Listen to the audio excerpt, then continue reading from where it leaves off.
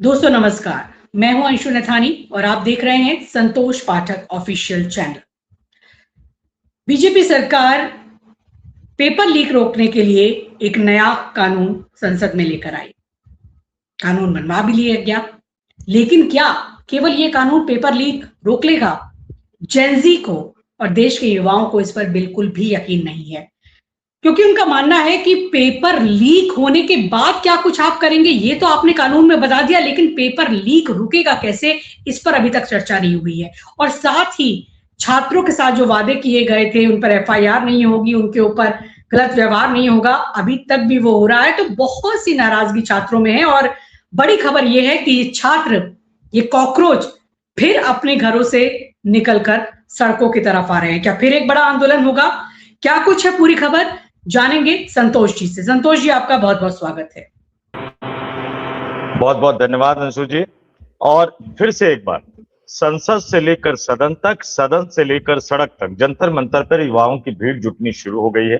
क्या एक बार फिर से जंतर मंतर पर उसी तरह से, आजकल तो जंतर मंतर का नाम लेते हैं तो भाजपाइयों के दिल की धड़कनें बढ़ जाती हैं कि फिर से दोबारा आएंगे, लेकिन जंतर मंतर पर युवा जुटने लग गए हैं।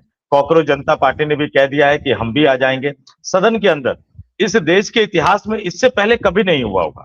अंशु जी, प्रधानमंत्री के इस्तीफे मांगे गए, प्रधानमंत्री की आलोचना की गई, मंत्रियों के इस्तीफे मांगे गए, सत्ता पक्ष और विपक्ष के बीच तीखी नोकझोंक हुई, ये तमाम चीजें हुई। हमने देखा कि जवाहरलाल नेहरू सामने बैठे थे और 4 सांसदों वाली पार्टी के नेता अटल बिहारी वाजपेयी धो रहे थे जवाहरलाल नेहरू को और जवाहरलाल नेहरू सुन रहे थे। हमने देखा अटल बिहारी वाजपेयी महंगाई के खिलाफ प्रदर्शन करने के लिए बैलगाड़ी पर संसद भवन गए, इंदिरा गांधी की आलोचना करते रहे, सामने इंदिरा गांधी बैठी थी, विपक्ष की बेंच पर बैठकर अटल बिहारी वाजपेयी बोलते रहे, इंदिरा गांधी सुनती रही। हमने ये भी देखा कि राजीव गांधी सामने बैठे रहे और विपक्ष की तरफ लगातार लोग करप्शन और बोफोर्स के लेकर मसले उठाते रहे, राजीव गांधी भी सुनते रहे, सफाई देते रहे। हमने ये भी देखा कि खुद अटल बिहारी वाजपेयी जो प्रधानमंत्री के तौर पर सत्ता पक्ष की तरफ बैठते थे, सोनिया गांधी और अटल बिहारी वाजपेयी में तीखी नोकझोंक हुआ करती थी। लेफ्ट फ्रंट के नेताओं में और अटल बिहारी वाजपेयी में तीखी नोकझोंक हुआ करती थी। बहुत सारे वीडियो वायरल होंगे, पीवी नरसिम्हा राव जब प्रधानमंत्री थे और अटल बिहारी वाजपेयी जब नेता विपक्ष थे, उनके बीच में भी बहुत सारे वीडियो वायरल हो रहे होंगे। बहुत सारे वीडियो जो है, मनमोहन सिंह जब प्रधानमंत्री हुआ करते थे तो उनकी किस तरह से बहस होती थी सुषमा स्वराज से, वो तमाम चीजें वायरल होते होंगे। लेकिन किसी ने सोचा भी नहीं होगा कि एक समय ऐसा आएगा जब प्रधानमंत्री सदन से गायब हो जाएंगे। और किसी ने नहीं सोचा होगा कि प्रधानमंत्री तो छोड़िए, उनके नंबर 2 माने जाने वाले गृह मंत्री अमित शाह भी सदन से गायब हो जाएंगे। और किसी ने भी नहीं सोचा होगा कि विपक्षी दलों को संसद भवन परिसर के अंदर ये नारा लगाना पड़ रहा होगा कि मोदी शाह सदन में वापस आओ। पता नहीं, मुझे तो ऐसा लगता है कि शायद राहुल गांधी को बयान जारी कर देना चाहिए कि मोदी जी आ जाओ, शाह जी आ जाओ, सदन में तो आ जाओ, नहीं मांगेंगे आपका इस्तीफा, कम से कम सदन चलने तक तो नहीं मांगेंगे। क्योंकि इससे पहले कभी नहीं हुआ कि प्रधानमंत्री और गृह मंत्री जो है वो सदन से गायब हो। नकल वाला जो वो पेपर लीक वाला जो बिल है आज राज्यसभा में पेश किया गया। लेकिन अब इस देश की राजनीति देखिए किस तरफ से बदलती हुई जा रही है। सदन के अंदर से मोदी शाह गायब है, राहुल गांधी का सिंगल पॉइंट एजेंडा आ गया, अमित शाह का इस्तीफा। कल आज तक की पत्रकार हमारी बहुत अच्छी साथी मौसमी सिंह ने सवाल पूछा कि धर्मेंद्र प्रधान, आपका नॉन नेगोशिएबल एजेंडा था। राहुल गांधी ने कहा, और क्या अमित शाह का इस्तीफा भी नॉन नेगोशिएबल एजेंडा है? राहुल गांधी ने कहा कि हाँ, नॉन नेगोशिएबल एजेंडा है। हालांकि वो थोड़ा सा जल्दी रिएक्ट कर जाते हैं मौसमी सिंह के सवालों को लेकर। और शायद इंडस्ट्री में कुछ ही लोग बचे हुए हैं अंशु जी, जो ना इधर के हैं ना उधर के हैं। ये बात शायद राहुल गांधी को भी समझनी चाहिए, क्योंकि खुद उनके भी चमचे पत्रकार जो जिस तरह के सवाल 2-4 लोग पूछते हैं वो उनका कोई फायदा करते नहीं है, मैं आपको सीधी सी बात बता दूं। और कुछ ऐसे यूट्यूबर भी है जो 24 घंटे उनको प्रधानमंत्री बनाते रहते हैं। वो 14 के बाद तो बने नहीं, प्रधानमंत्री तो इस देश की जनता बनाएगी अंशु, कोई यूट्यूबर नहीं बना सकता। पहली बात तो अब ये राहुल गांधी जितना जल्दी समझ ले। तो खैर उन्होंने कहा नॉन नेगोशिएबल है, नेगोशिएबल है, मतलब क्या अमित शाह इस्तीफा देंगे? अब अमित शाह को तो नरेंद्र मोदी बचाएंगे। उनको पता है कि अमित शाह वो खंबा है जो अगर हिले तो उनकी सरकार हिल जाएगी, तो नरेंद्र मोदी बचा रहे हैं। लेकिन अमित शाह को बचाने के लिए आपको ये सच छुपाना पड़ेगा कि दिल्ली पुलिस ने जो लाठियां बरसाई, पैलेट गन छोड़े, उसका आदेश किसने दिया? क्यों? क्योंकि जैसे ही उसका सच सामने आएगा अमित शाह तक तो छींटे पड़ेंगे। तो उसको बचाने के चक्कर में अब नरेंद्र मोदी एक नई आफत मोल लेते हुए नजर आ रहे हैं। और इसमें सुप्रीम कोर्ट का भी अहम योगदान है, कॉकरोच जनता पार्टी का भी अहम योगदान है, सरकार के अपने रन बांकुड़े बदहवासी का आलम है। जब मुसीबत आती है ना, तो बड़ी गजब टाइप की बदहवासी का आलम है। कौन क्या बोल रहा है समझ नहीं आ रहा, कौन क्या कर रहा है समझ नहीं आ रहा। अपनी पोल वो खुद खोलते हुए नजर आ रहे हैं। और इस बीच जंतर मंतर एक और बड़ी क्रांति के लिए, लोकतांत्रिक तरीके से चुनी गई क्रांति के लिए तैयार है अंशु जी। इस स्टोरी में हम तमाम तथ्यों को अपने दर्शकों के सामने रखेंगे और एक एक करके दर्शकों को बताएंगे। लोगों से कहेंगे सिर्फ ज्यादा नहीं, 10-12-15 मिनट हमारे साथ जुड़े रहिए। एक एक तथ्य हम आपके सामने रखेंगे जो सुनकर आप चौंक जाएंगे। लेकिन उससे पहले जरा मैं बता दूं, ये कहा गया, बहुत सारे होते क्या है, हम ये मान के चलते हैं कि नेता होंगे तो झूठी बोलेंगे, सरकार होगी तो जो वादा करेगी 100% नहीं पूरा करेगी, लेकिन 25%, 30%, 40% तो पूरा करेगी। लेकिन दुर्भाग्यपूर्ण स्थिति है कि अब देश में एक ऐसी सरकार है जो वादे ही इसीलिए करती है कि उसको पूरा नहीं करना है। और इससे भी अधिक दुर्भाग्यपूर्ण स्थिति अंशु जी है कि सरकार झूठ बोले तो चलेगा, प्रधानमंत्री झूठ बोले तो चलेगा, हालांकि ये भी नहीं चलना चाहिए, लेकिन मान लिया एक पल को चलेगा। क्यों? क्योंकि सरकारें आती जाती रहती, प्रधानमंत्री आते जाते रहते हैं।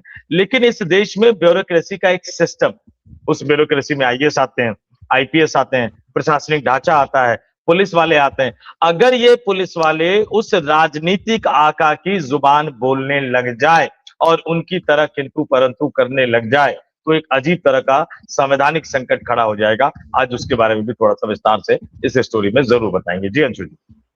जी संतोष जी, आप बहुत ही गंभीर बातें उठा रहे हैं यहाँ पर। जिस तरीके से धूल झोंकने का काम ये सरकार करती है, सही आपने कहा कि वादा करते ही तोड़ने के लिए है, इनका वादा कोई पूरा करने के लिए होता नहीं है। और पेपर लीक कर लेकर भी जो ये बिल लाए हैं, कानून लाए हैं, उसमें ऐसी कोई ठोस बात नहीं है।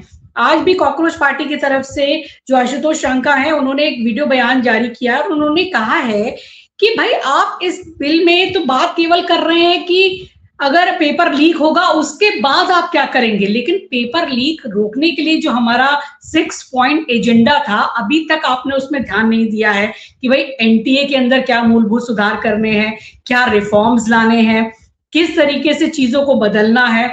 और जितनी तरीके से कहा जाए कि कॉलेजेस में जो ठीक तरीके से चीजें नहीं हो रही हैं, या फिर जो कोचिंग संस्थान है उनके किस चीज से बदलाव करना है, कैसे रिफॉर्म करना है, इस पर आपकी कोई बात नहीं है।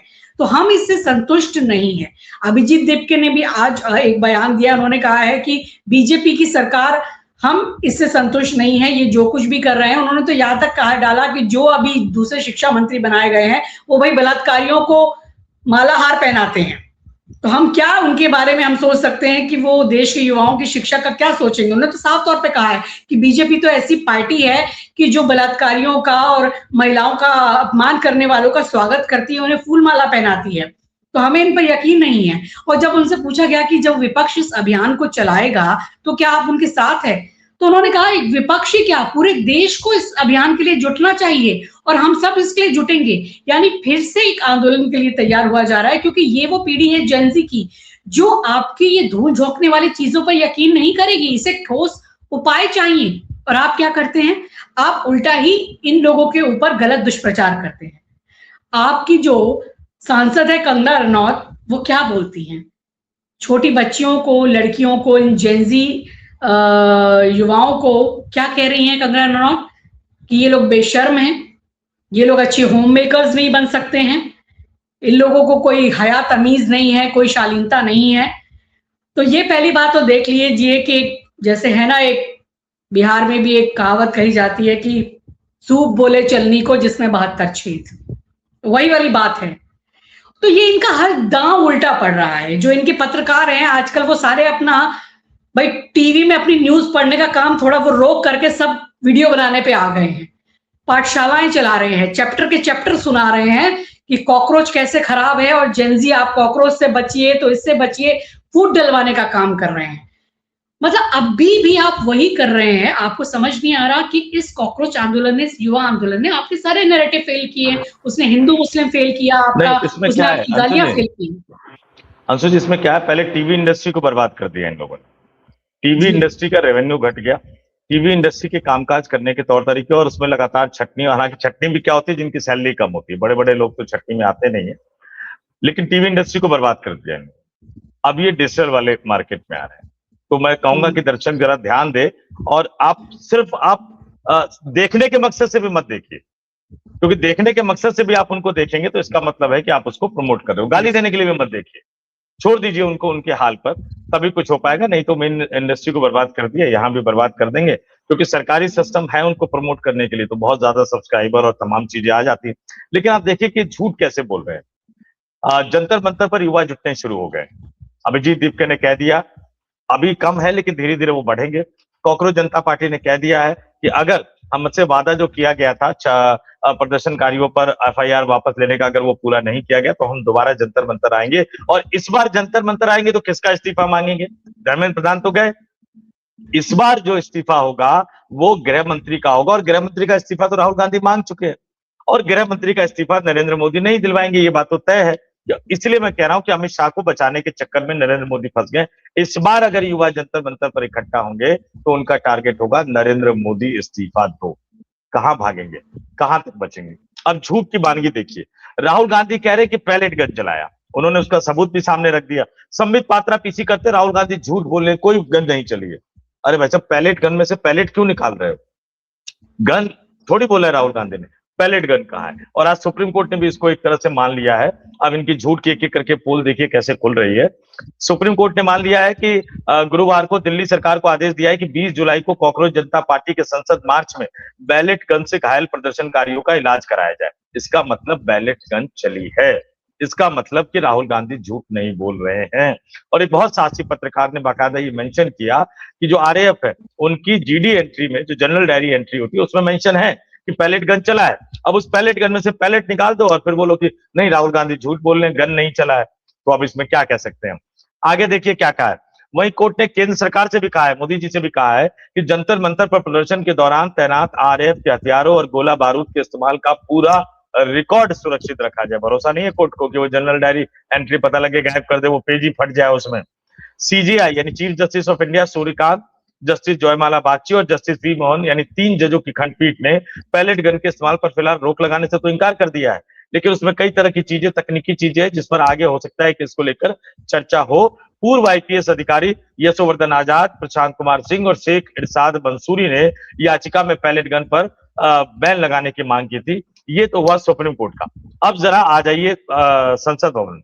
संसद भवन परिसर में आज इंडिया गठबंधन के तमाम सांसदों ने मोदी साहब आओ, जवाब दो, आदेश किसने दिया, इस तरह के नारे लगाए। पहले इनको लग रहा था भरपूर कोशिश कर रहे हैं। किरण रिजिजू क्या लिखते हैं सोशल मीडिया पे, प्रियंका गांधी बड़ा अच्छा बोलती है राहुल गांधी से, मतलब आप भाई बहन को लड़ाने की कोशिश करते हो। फिर सदन के अंदर खड़े होकर क्या कहते हैं कि अखिलेश जी आप अच्छा बोल रहे हैं, वो राहुल जी कुछ और बोल रहे हैं, यानी राहुल और अखिलेश को लड़ाने की कोशिश करते हैं। लेकिन अब शायद ये टैक्टिक्स काम आ नहीं रहा। बहन पूरी तरह से अपने भाई के साथ खड़ी है, अखिलेश यादव पूरी तरह से राहुल गांधी के साथ खड़े हैं, पूरा का पूरा इंडिया गठबंधन एक तरह से राहुल गांधी के साथ खड़ा है। और ऐसे में मोदी शाह की दिक्कतें बढ़ती जा रही है। शाह का विकेट ले तो आफत, शाह का विकेट न ले तो अपनी कुर्सी पर असर पड़ेगा। तो अब मोदी जो है वो इस तरह से परेशान है। राज्यसभा में वो जो अब वो बिल ला दिया गया है, मल्लिकार्जुन खड़गे ने बड़ा जबरदस्त कहा, कांग्रेस के राष्ट्रीय अध्यक्ष, राज्यसभा में विपक्ष के नेता है, कि भैया इस नए बिल में क्या बदल दिया है। 24 में जो बिल लेकर आई थी और अब जो बिल लेकर आई है, क्या बदला है? ज्यादा जुर्माना, कड़ी सजा और स्पेशल टास्क फोर्स। अब स्पेशल टास्क फोर्स या स्पेशल अदालत का तो उसी दिन पता लग गया जब सीबीआई के वकील नहीं पहुंचे। अब आ जाइए ज्यादा जुर्माना और कड़ी सजा। अब किसी को 5 साल की सजा दे दो या 7 साल की सजा दे दो या 10 साल की सजा दे दो या उम्र कैद की सजा दे दो, फांसी को फिलहाल हम अलग रखते हैं। लेकिन सजा मिलेगी कब? जब दोष साबित होगा तब ना। दोष साबित होगा कब? जब सीबीआई ढंग से जांच करेगी। और सीबीआई ढंग से जांच करेगी कब? जब सरकार का कोई मंत्री या सरकार उस पर दबाव नहीं डालेगी कि भैया आप निष्पक्ष तरीके से मत करो। क्या करते रहे थे धर्मेंद्र प्रधान अब तक? और क्या प्रहलाद जोशी नहीं रोकेंगे? क्या नरेंद्र मोदी और अमित शाह की जोड़ी नहीं रोकेगी? तो आप फिर कुछ भी कर लीजिए, इसमें कहीं कोई जवाब या कहीं कोई जो सफाई अभियान की तरह जो कहा जा रहा है वो इसमें नहीं आने वाला है। जाहिर सी बात है कि बिल तो राज्यसभा से भी पास हो जाएगा। लेकिन एक बात आप समझ लीजिए, जिसको बार बार कहा जा रहा है, जो कांग्रेस पार्टी बार बार कह रही है कि इस देश में जो जवाबदेही किसकी, जाहिर सी बात है जनता द्वारा चुनी गई सरकार। कोई कह देगा कि डीएम ने आदेश दे दिया या एसडीएम ने आदेश दे दिया या पुलिस अफसर ने आदेश दे दिया। तो भैया प्रधानमंत्री, गृह मंत्री और तमाम जो मंत्री है वो किस लिए मौजूद है यहाँ पर? अब अगर छत्तीसगढ़ में एक नक्सली नेता मारा जाता है, उड़ीसा में एक नक्सली नेता मारा जाता है, तो सदन के अंदर खड़े होकर वाजपेयी कहते हैं देखिए अमित शाह जी दिन रात मेहनत कर रहे हैं और पूरे देश को नक्सल मुक्त करते हैं। तो जहां बैठकर वो मेहनत कर रहे हैं, वहां से कुछ कदम की दूरी पर छात्रों को पीटा गया, आंसू गैस के गोले छोड़े गए, पैलेट गन चलाया गया, आंख जाते जाते बची, जान जाते जाते बची, उसका श्रेय क्या अमित शाह को नहीं लेना चाहिए? और सवाल बिल्कुल सही फंसा दिया है। आमतौर पर राहुल गांधी कभी कांग्रेस इस तरह की चीजों में घेरेबंदी कर नहीं पाती है। इसकी एक दूसरी वजह यही है कि बहुत सारे जो सक्षम लोग हैं, जो सोच पाने में हैं, वो शायद पीछे रहते हैं, और जो नहीं सोच पाने में लायक होते हैं, वो आगे हो जाते हैं। इस बार उन्होंने सही पकड़ा है कि या तो पुलिस ने आपके आदेश पर काम किया, यानी आप जिम्मेदार हैं, और या पुलिस ने काम किया और आपको पता नहीं लगा, इसका मतलब आप लापरवाह है, आप अक्षम है, और आप देश के गृह मंत्री बने रहने लायक नहीं। दोनों ही सूरतों में, चाहे अमित शाह इधर का जवाब दे या उधर का जवाब दे, ये पता लगता है कि इस बार वो बुरी तरह से फंसे हुए नजर आ रहे हैं।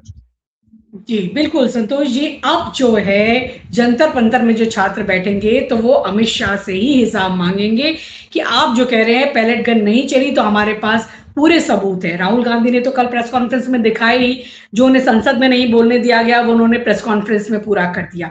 सिर्फ इतना ही नहीं, अभिजीत दीपके ने भी जो आज बयान दिया है वो सुनने लायक है, गौर करने लायक है। उन्होंने भी कहा है कि पैलेट गन चली है, हमारे सामने चली है, हमारे पास सारे वीडियो है, वो जो सारे छात्र घायल हैं वो बिल्कुल उनका एक साक्ष्य है, तो इससे इनकार नहीं कर सकते।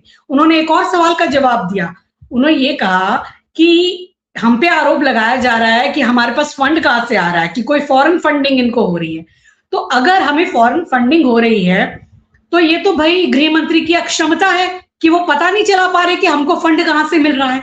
तो सीधे सीधे अब निशाना अमित शाह गृह मंत्री के ऊपर है हर तरफ से। चाहे वो कांग्रेस की बात की जाए, छात्रों के साथ जिस तरह से बर्बरता हुई है, पैलेट गन चलाए गए, बिहार में AK-47 चलाए हैं, चाहे वो अभिजीत देव की बात कर रहे हैं कि हमारे ऊपर विदेशी फंडिंग का आरोप लगा रहे हैं। तो भाई अगर गृह मंत्री को नहीं पता चल पा रहा हमारी फंडिंग कहां से है, तो भले किस बात के हुए हैं। तो समझ लीजिए कि अब अगला नंबर किसका है। लेकिन लेकिन संतोष जी, अगर ये दोबारा जुटते हैं कॉकरोच, और जिस तरह से आप बोल रहे हैं वाम दलों के भी नेता फिर से जुटने लगे हैं, तो क्या अब ये फिर वैसा ही बड़ा आंदोलन बन पाएगा? और अब तो विपक्ष भी इनके साथ है, तो ये कितना बड़ा खतरा अब इस बार सरकार के लिए होगा? जी देखिए, ये अपने आप में इस बार मैंने कहा ना, इस बार वो बैठेंगे तो सीधे प्रधानमंत्री को जाना पड़ेगा। और मैं इन तमाम लोगों की झूठ की पोल भी खोलते रहनी चाहिए। आपने कंगना रनौत का जिक्र किया। आमतौर पर अंशु जी, मैं कभी भी, चाहे वो किसी भी फील्ड की महिला हो, पॉलिटिक्स में हो, फिल्म में हो, स्पोर्ट्स में हो, इस तरह के कमेंट मैं बिल्कुल नहीं करता, कतई नहीं करता। लेकिन एक बात जरूर कहूंगा कंगना रनौत से, कि जो शब्द उन्होंने इस्तेमाल किया दूसरों के लिए और जिस तरह की बातें उन्होंने कही, अगर वो सोचे और बाकी लोग अगर उनके बारे में वही सारी चीजें कहने लग जाए, तो फिर क्या होगा? क्योंकि बहुत सारे वीडियो, बहुत सारे इनके अपने डायलॉग, बहुत सारे इनके अपने इंटरव्यू में इन्होंने जो कुछ कहा है, कहीं से कुछ लाने की जरूरत नहीं, सिर्फ उसी को अगर इनके सामने रख दिया जाए तो फिर ये कहां जाएंगी, वो दूसरी बात। अब एक बात और, नड्डा साहब वो मंडी से चुनाव लड़ना चाहते थे बेचारे लोकसभा का। अब बीजेपी में देखिए कैसे आला कमान है कि राष्ट्रीय अध्यक्ष का ही टिकट काट के कंगना रनौत को दे दिया था। जेपी नड्डा साहब 3-4 महीने से तैयारी कर रहे थे बेचारे वहां से, ठीक है। अब जेपी नड्डा ने सदन में क्या कहा राज्यसभा में, कि इमरजेंसी के टाइम में मुझे भी कई बार गिरफ्तार किया गया। कितना बड़ा पोल खोल रहे हैं। अब अभी क्या इमरजेंसी है? अभी ये लोग कह रहे हैं कि छात्र युवाओं को क्यों परेशान किया जा रहा है, आप उनके दोस्तों को क्यों परेशान कर रहे हो, आप उनके परिवार वालों को क्यों परेशान कर रहे हो। अब कहा जा रहा है कि उनके सोशल मीडिया नेटवर्क को खंगाला जा रहा है, उनका मोबाइल नंबर निकाला जा रहा है, किससे उन्होंने क्या बात की, ये सब चीजें तलाशी जा रही है। तो किससे अगर क्या बात की है, अगर ये सब चीजें तलाशी जानी है, तो राष्ट्रीय जनता दल के एक सांसद ने निशिकांत दुबे पर आरोप लगाया है कि महादेव बैटिंग ऐप में जो जिस पर आरोप लगे उससे वो मिले हैं एक होटल में, उसकी भी जांच करवा लेनी चाहिए। महादेव बैटिंग ऐप के मामले में प्रधानमंत्री कार्यालय के प्रधानमंत्री के सबसे ताकतवर हिरेन भाई जोशी पर कई तरह के आरोप लगे हैं। हालांकि मैं थोड़ा सा इस पर बहुत ज्यादा, क्योंकि मेरी व्यक्तिगत कई बार बहस हुई हिरेन भाई जोशी जिसे, इसको मैं अलग रखता हूं, लेकिन हाँ, उन आरोपों की जांच तो होनी चाहिए। आज तक ये समझ में नहीं आ रहा कि योगी आदित्यनाथ के करीबी अधिकारी सहगल साहब को क्यों प्रसार भारती में लाया गया और अचानक उनको लात मार के शब्द में इसलिए यूज कर रहा हूं वंशु जी, क्योंकि उनका जो हटाने का ऑर्डर था उसमें लिखा गया था विथ इमीडिएट इफेक्ट। किसी बड़े अधिकारी को इस तरह से रिलीव नहीं किया जाता है, यानी कुछ ना कुछ तो ऐसा हुआ था कि उनको रिलीव किया गया। उस बात की आज तक जांच नहीं हुई। दूसरा, नड्डा जी कहते हैं कि मुझे कई बार गिरफ्तार किया गया। अब जहां तक मुझे पता है या जहां तक बाकी लोगों को भी पता है कि अटल जी को जब गिरफ्तार किया गया इमरजेंसी के टाइम में, तो जब इमरजेंसी हटी तभी बाहर आए थे वो। और जितने बड़े नेता को गिरफ्तार किया गया, जब इमरजेंसी हटी तभी बाहर आए थे। नड्डा जी में कौन से सुरखाब के पड़ लगे थे कि पुलिस उनको ले जाती थी? बकौल नड्डा जी, मैं नहीं कह रहा हूं, नड्डा जी ने कहा कई बार गिरफ्तार किया गया, तो कई बार गिरफ्तार किए जाने का मतलब कई बार छूटे भी होंगे ना। तो उनमें ऐसे कौन से सुरखाब के पड़ लगे थे कि पुलिस उनको उठा के ले जाती थी, और जो पुलिस अटल जी को नहीं छोड़ती थी, जो पुलिस बाकी नेताओं को नहीं छोड़ती थी, जो पुलिस लाल के आडवाणी को नहीं छोड़ती थी, वो जेपी नड्डा को कैसे छोड़ देती थी? इतनी बार गिरफ्तार हो गए वो। तो समझ लीजिए कि जुबान है, झूठ बोलने में कुछ जाता नहीं है। सदन में कोई सवाल उठता है तो स्पीकर और सभापति दोनों मिले होते हैं, इसलिए सब मिलकर खेल कर रहे हैं। लेकिन मैं फिर कह रहा हूं, राहुल गांधी और इंडिया गठबंधन जो कर रहे हैं सदन के अंदर, वो प्रेशर तो बिल्डअप हो रहा है। सुप्रीम कोर्ट भी पोल खोल रहा है। जस्टिस सूर्यकांत जिन्होंने कॉकरोच वाला बवाल खड़ा किया था, अब उनको लग रहा है कि नहीं, थोड़ा बहुत तो मुझे सीधे डायरेक्शन में जाना पड़ेगा। उनका हर आदेश जाने अनजाने सरकार की मुसीबतें बढ़ा रहा है। अब ये तो साबित हो गया कि पैलेट गन का इस्तेमाल हुआ है, और ये सुप्रीम कोर्ट के एक तरह से आदेश से साबित हो गया है। तो सुप्रीम कोर्ट, विपक्ष और इस देश के युवा अब कहां जाएंगे मोदी और शाह, ये एक बड़ा सवाल है। जी, अब अगर कोई दोबारा आंदोलन होगा देश में, तो समझिए कि वो एक परिवर्तनकारी आंदोलन होगा, फिर वो पूरा ही परिवर्तन करके जाएगा। इसके लिए तैयार रहें। यही अगर सही रहेगा कि छेड़िए मत, जो सही समाधान है वो प्रस्तुत कीजिए, आंखों में धूल मत झोंकिए, और उल्टा इन पर वार मत करवाइए अपने ट्रोल मीडिया से, अपने बड़बोले नेताओं से। कंगना रनौत ने जिस तरह से बयान दिए थे, तो पहले भी इनको कहा गया था कि ये पार्टी से अधिकृत नहीं है बोलने के लिए, तो कहीं फिर से इनको वही न बोलना पड़ जाए, बीजेपी को कोई लेने के देने ना पड़ जाए। अभी बहुत क्रूशियल टाइम है। और फिर जैसे आपने कहा कि जंतर मंतर में ये जुटने लगे हैं युवा, तो ये सरकार के लिए बहुत बड़ी खतरे की घंटी है। अभी सत्र चल ही रहा है, पार्लियामेंट के अंदर राहुल गांधी और विपक्ष ने हिलाकर रखा हुआ है। अखिलेश यादव भी और बाकी भी जो नेता है वो भी साथ के साथ चल रहे हैं, और जिसमें कई और यूपी के भी, जिसमें कहा जाए कि जो वो रावण है वो भी हैं। इसमें बहुत सारे नेता हैं विपक्ष के जो लगातार ये मुद्दे उठा रहे हैं। तो अगर ये तीन शक्तियां संगठित हो गई, तो अब जो आंदोलन होगा, तो सोच लीजिए फिर क्या होगा और क्या उसका अंजाम होगा। तो उस अंजाम से जरा डरिए और उसके बारे में सोचिए, और जो सही चीजें हैं उन्हें करने की कोशिश कीजिए, किसी तरह से गुमराह ना कीजिए। तो इस चर्चा को अब हम यहीं विराम देंगे। आप क्या सोचते हैं इस मुद्दे के बारे में? क्या कानून लाकर ही केवल सरकार ने अपने कर्तव्यों की इतिश्री कर ली है? क्या एनटीए जैसी संस्थाओं के ऊपर कोई कार्रवाई करने की क्या जरूरत नहीं है? क्या एक पूरा रिफॉर्म शिक्षा सिस्टम में लाने की जरूरत नहीं है? और अगर ये छात्र दोबारा आंदोलन पर आते हैं तो अब क्या होना चाहिए? अपनी राय हमें आप लिखकर भेजिए कमेंट बॉक्स पर। ये वीडियो आपको पसंद आता है तो अपने दोस्तों के साथ शेयर कीजिए। चैनल अभी तक सब्सक्राइब नहीं किया है तो उसे कर लीजिए। चैनल का नाम है संतोष पाठक ऑफिशियल चैनल। और हम दोनों को दीजिए इजाजत। नमस्कार। नमस्कार।